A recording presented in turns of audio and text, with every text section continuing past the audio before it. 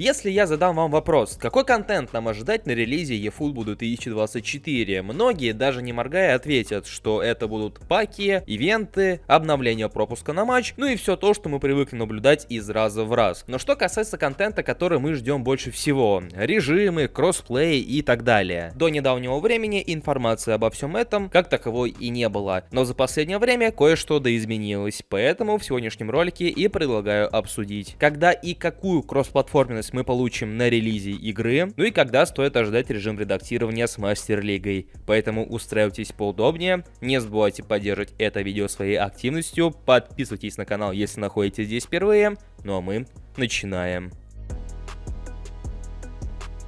Не буду таить интригу до конца и скажу сразу, что все те слухи, которые мы сегодня с вами обсудим, они прямиком от Ренана Гальвани, поэтому доверять им на 100% или на полшишечки остается за вами. Здесь и сейчас мы просто обсудим все то, что имеем на своих руках, потому что в потенциале информация крайне интересна, и если она сбудется, будет просто прекрасно. Ну так и что же пишет блогер в своем твиттер-аккаунте? А пишет он, что на старте eFootball 2024 для игроков будет доступна кроссплатформенность между PlayStation и Xbox.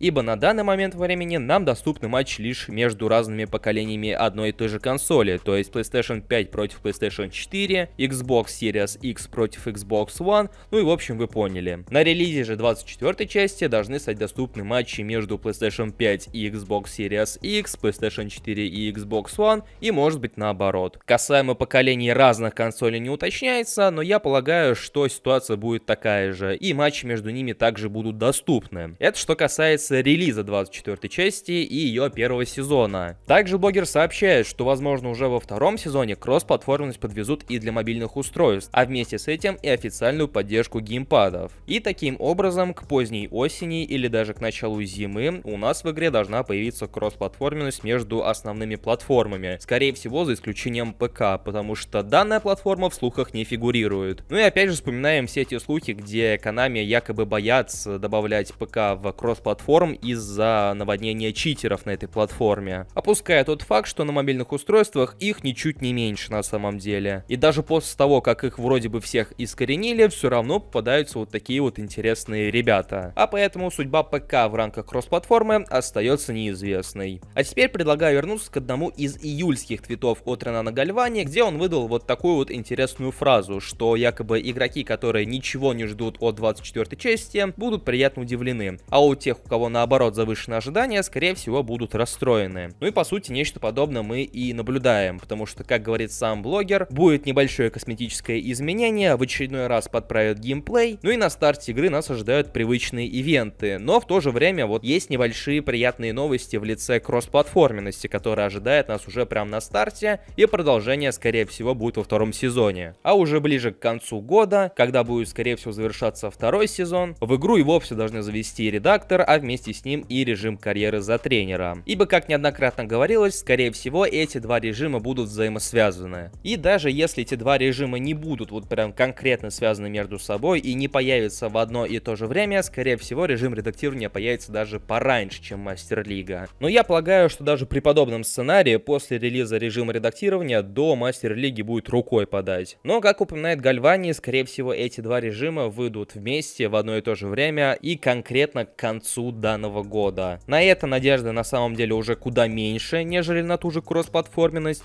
но тем не менее держим этот факт в уме. Точно так же, как и ждем официальных новостей от разработчиков по этому поводу. Ну а на этом у меня все. Я всех благодарю за ваше внимание, за ваш просмотр. В комментариях делитесь своим мнением по поводу всего услышанного. Ждете ли вы кросс-платформенность и в целом, как вам перспектива матчей против других платформ. Не забывайте подписываться на наши соцсети, ссылки на которые в закрепленном комментарии. Подписывайтесь на этот канал с колокольчиком, чтобы не пропустить выход следующих роликов. Всем удачи и до скорых встреч!